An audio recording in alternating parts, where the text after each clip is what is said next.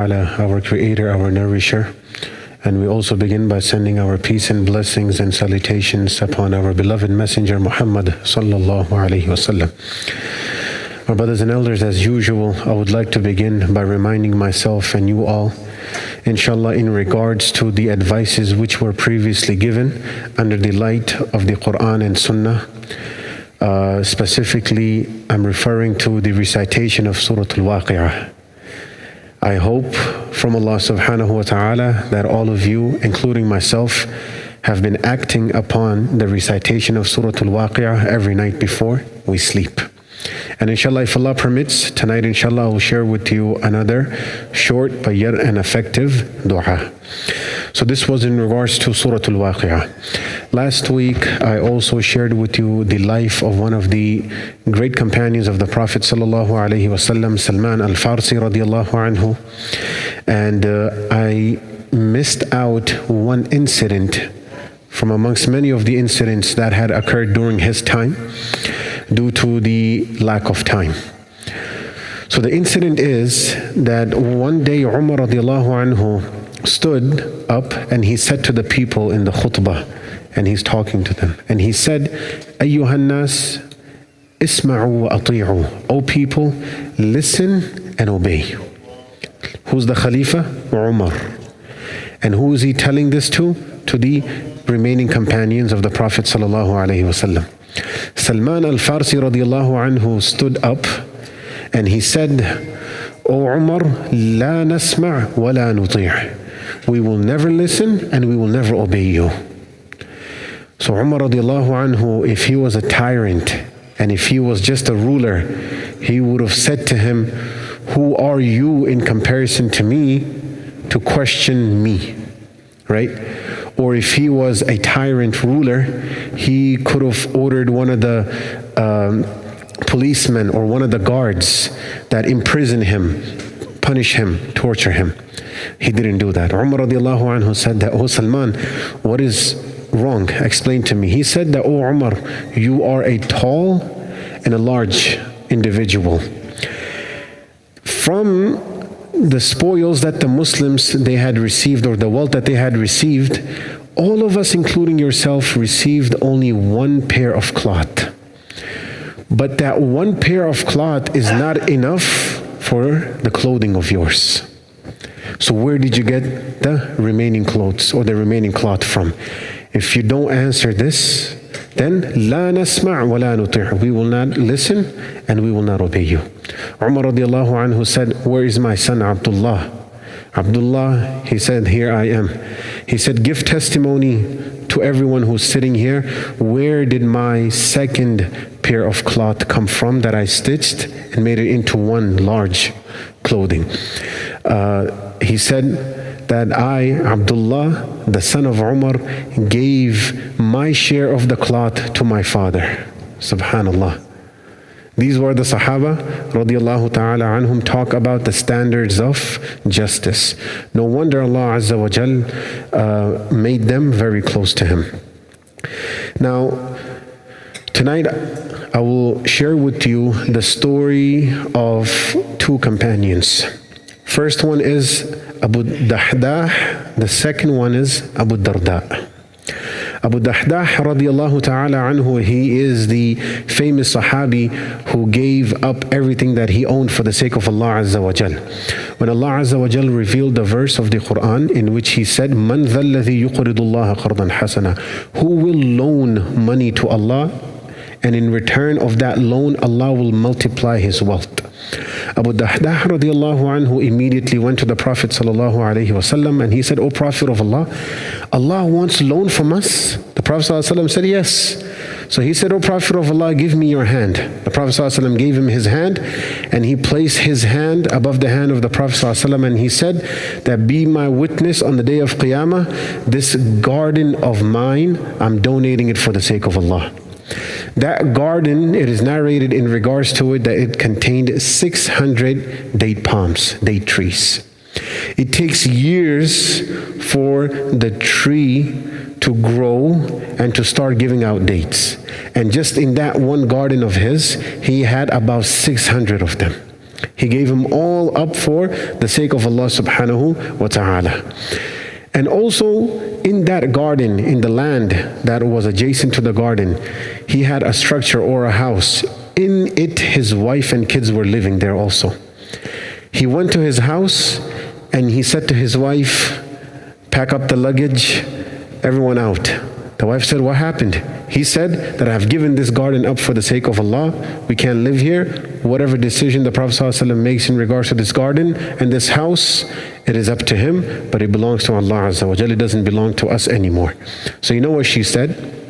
She said, رَبِحَ الْبَيْعِ, that رَبِحَ الْبَيْعِ يَا أَبَا الدَّحْدَاحِ, O Abu Dahdah, my beloved husband, what a great business deal you have made. What a great business deal you have made. She did not stop him. These were the women of the Sahaba radiallahu anhum. She did not say to him, do you not care about us? Do you not care about the kids? Why did you give it all up for the sake of Allah Azza wa Jal? So this companion's name is Abu Dahdah. Now tonight, I will share with you another great companion of the Prophet ﷺ by the name of Abu Darda radiallahu ta'ala anhu. This was his nickname. And his actual name was Uwaymir ibn Malik al-Khazraji al-Ansari radiallahu ta'ala anhu, also known as Abu Darda radiallahu anhu. Now Abu Darda radiallahu anhu, before he accepted Islam, he was a mushrik, a polytheist, a person who used to worship the idols and idolater. And when the call of Islam was made, when the Prophet ﷺ came to Madinatul Munawwara, Abu Darda was there, but he did not immediately accept Islam. So even before Islam, he had a very close friend of his by the name of Abdullah ibn Rawaha. Abdullah ibn Rawaha radiallahu anhu accepted Islam, but Abu Darda did not accept Islam. But because of the fact that they have now conflicting religions and beliefs, their friendship was so close to one another, their brotherhood was so close to one another, that they did not sever their ties with one another. They were still visiting each other, checking up upon each other, helping one another out in the name of their own religion. So Abu Darda radiallahu anhu used to have a shop in which he used to sell perfumes. And every time he would take the most expensive perfume to his house, and the small place of worship that he had in which he would keep that idol of his that he was worshiping, he would perfume that idol. And he used to own a cloak made from silk, which was very rare, custom made from Yemen. That's like saying someone owns the name brands such as Louis Vuitton, which costs thousands of dollars. So at that time, having a cloak made in Yemen was considered to be an act of a person who is a multimillionaire. That you have money to waste, you have money to spend, so therefore I'm going to order an expensive cloak for myself all the way from Yemen. And where am I staying? In Madinatul Munawwara. So he used to own that, and he used to make the idol wear that also. So this is how much love he had for that idol of his.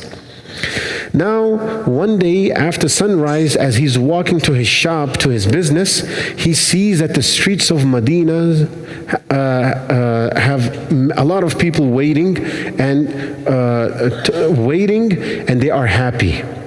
So he asked his friend, Abdullah ibn Rawaha, what is happening? He said that everyone is happy because the Prophet ﷺ and the other Sahaba, they were able to defeat the enemies in Badr.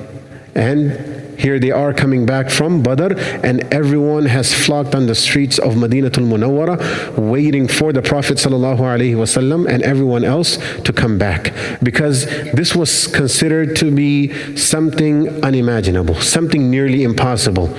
As I mentioned, an army 313 up against an army that is well equipped, and they are trained in the battlefield, and they have horses, they have swords, not knives, they have swords, they have armors and shields. And over here, the Sahaba radiallahu anhum barely have a second pair of cloth, or they barely have a second pair of shoes. And they're just walking into a battlefield, but it was only through the help of Allah subhanahu wa ta'ala that they were able to attain victory.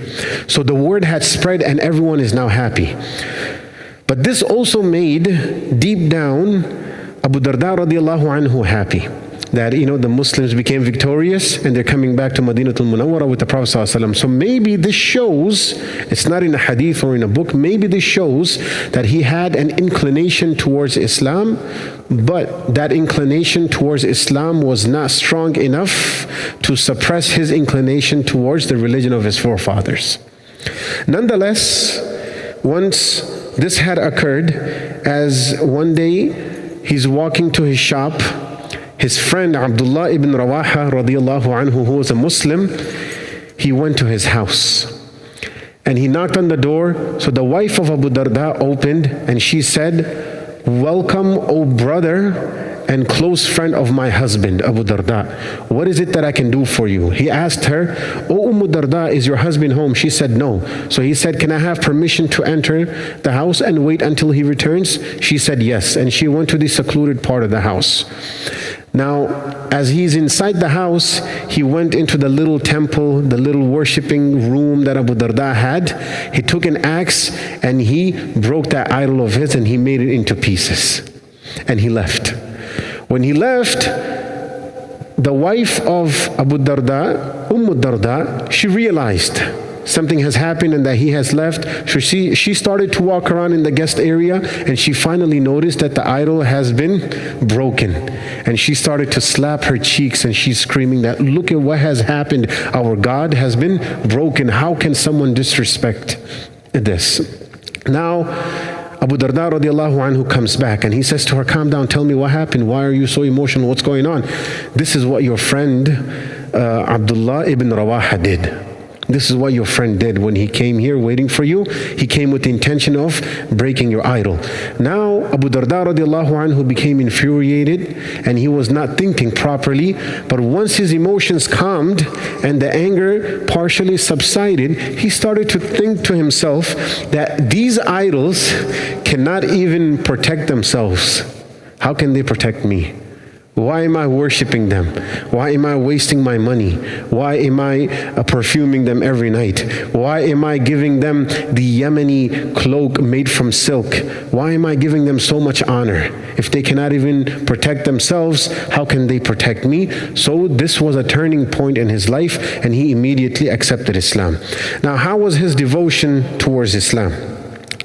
From the time he became a Muslim, he had this regret that he did not become a Muslim initially from the very beginning. So Abu Darda radiallahu anhu made up his mind that he will become an ascetic person who will stay away from the luxuries of the dunya. So he radiallahu anhu gave up his business. And he gave up his business in such a way that he wanted to have a store next to Masjid Nabawi and sell his perfumes there. Initially, what he did was that he tried to balance tijara and ibadah, business and ibadah. He was not able to do that. He initially wanted to equally treat the ibadah along with the business.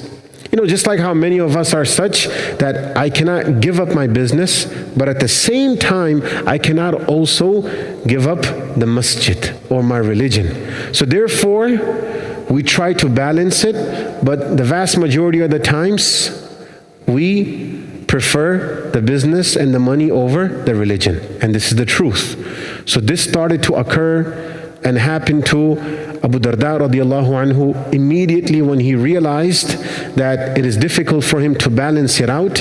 He sold that shop, which was in a very good location, earning him lots of money. He sold it for the sake of Allah, and he made another shop next to the masjid. So in that way he can catch the salawats. In that way he's able to attend the halaqah and the talks of the Prophet sallallahu alaihi wasallam. And he decided to live upon the bare minimum. Now, he was happy with his life. Now, how ascetic was he? Upon an occasion, he received guests, and the guests were given a meal which was warm and freshly made. But at night time, since it was cold, Abu Darda radiallahu anhu did not give them a blanket or a pillow. So now the guests who were staying in his house, they started to converse with one another. Who is going to go talk to him to give us a blanket? We're freezing. So one of them said, I'll go. So when that man approached Abu Darda, he saw that Abu Darda himself is laying on the floor, which is cold, and he does not even have a blanket upon himself. So he approached him and he spoke to him, Oh Abu Darda, where are the possessions of the house? Like how when we are living in our houses, we make sure that it's clean, the carpet is soft. We make sure that there are flowers on the counter of the kitchen. We make sure that there is an Ayatul Kursi on the wall embedded or painted. And we make sure that everything is up to the level of luxury. And we also make sure that there are couches there, right? We want to have the possessions of the house within the house. We want to make sure that there are extra pillows, that there's an extra room, there's an extra bed always ready for the guests, right? This is how we live. Abu Darda radiallahu, not that there's something wrong with it, but this was just the personal preference of Abu Darda radiallahu anhu. So the man said, where are your possessions? Do you even own something? Abu Darda said, yes, I've sent all of my possessions to another house of mine that I have. So the man is thinking, Abu Darda said, do you understand what I mean? He said, yes. In other words, Abu Darda said that I rather live in this world in a very light manner. I do not want to live a very sophisticated and a luxurious life, because in the hereafter, I want to have some weight when it comes to my deeds. So the more you own, his ideology was that the more you have to answer for. The more luxuries you have, the more you have to answer for the questions that are posed to you. Under the Quranic ayah, ثُمَّ لَتُسْأَلُنَّ يَوْمَئِذٍ عَنِ النَّعِيمِ. And then Allah says that on the day of resurrection, you definitely, without a doubt, inevitably will be asked about the na'im and the luxuries that you were given in this world. So this was Abu Darda radiallahu ta'ala anhu. Now, Umar radiallahu anhu requested him to go to Damascus. When he went to Damascus, Abu Darda radiallahu anhu found that the Muslims were drowning in luxuries. They were drowning in luxuries, and they had a very soft living. And this bothered him because he was a companion of the Prophet ﷺ. Islam has now newly spread to the lands of Syria, in Damascus and etc. So he took on the responsibility of educating the people there, and he did succeed. And he did succeed. One day when he was in Damascus, Umar radiallahu anhu decided to visit him. From where? From Mecca, from Medina. When he went there and he's talking to Abu Darda radiallahu anhu, he first noticed that there is no light, there are no candles in the house. So they're both sitting in the dark, unable to see one another during the nighttime. Umar radiallahu anhu, as he's talking to him, he wanted to feel the pillow that he had, that Abu Darda used to own. When he touched it, he realized that it was not a pillow, it was the saddle of an animal that you sit on. The seat of the animal that you sit on, he had taken that and he used to sleep on that. He put his head on that. This was the disinclination of Abu Darda radiallahu anhu from the materials and the luxuries of this world. Umar radiallahu anhu asked him, should I not make things comfortable for you here, O Abu Darda? It's your right, of course. He radiallahu anhu replied that, do you not remember the hadith of the Prophet sallallahu alayhi wasallam, O Umar? Umar radiallahu anhu said, remind me and inform me, which hadith are you referring to? He said, didn't the Prophet sallallahu alayhi wasallam say that let what is sufficient for any one of you in this world be like the provisions of a person who's riding and he's traveling? In other words, if a person is traveling, is he going to take everything that he owns with him to the destination that he's going to? If you're traveling to another state or going on a vacation, the hotel room that you stay in for a day or two or a week, do you call the construction crew to renovate the room? Do you buy another bed? No. So similarly was the mindset and the ideology of Abu Darda radiallahu anhu, that we're like travelers in this world. My main purpose is the hereafter. So therefore, I'm not going to waste my time in decorating this hotel room. In other words, decorating this dunya of mine. So similarly was the case with Salman al-Farsi radiallahu anhu, right? Previously, I did not mention this, that Salman al-Farsi radiallahu anhu used to sleep under the tree. And the Sahaba radiallahu anhum were such that anywhere and wherever they were, when they would sleep on the floor, whether they were under a shade or under the sun, whether it's cold or whether it's warm, it's sunny or it's not sunny, whether they are living comfortably or uncomfortably, regardless of the situation that they were in, they used to sleep very peacefully.